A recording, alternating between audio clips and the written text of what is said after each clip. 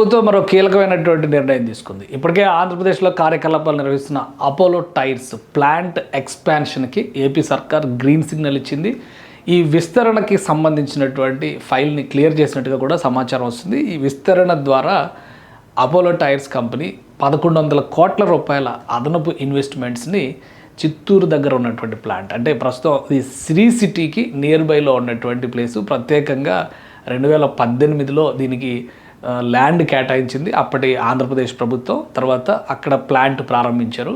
Apollo tyres దేశవ్యాప్తంగానే కాదు, ప్రపంచవ్యాప్తంగా 100 దేశాల్లో బిజినెస్ నిర్వహిస్తున్నటువంటి ఇండియన్ ఎంఎన్సీ కింద, అంటే మల్టీనేషనల్ కంపెనీ కింద మనం చూడాల్సి ఉంటుంది. ఇప్పుడు తాజాగా తీసుకున్నటువంటి నిర్ణయం తర్వాత అపోలో టైర్స్ ప్లాంట్, ఇది పాత ప్లాంట్, ఇప్పుడు దీన్ని పూర్తి స్థాయిలో ఎక్స్పాన్షన్కి సంబంధించి గ్రీన్ సిగ్నల్ వచ్చింది. అంటే 1,100 కోట్ల రూపాయలు కొత్తగా ఇన్వెస్ట్మెంట్ పెట్టబోతుంది రాష్ట్ర ప్రభుత్వం. అలానే అపోలో టైర్స్ క్వాలిటీ విషయంలో కూడా 5 స్టార్ రేటింగ్ పొందింది. దేశంలో ఇది ఒక నంబర్ 1, అంటే టాప్ క్లాస్ కంపెనీ కింద మనం చూడాల్సి ఉంటుంది.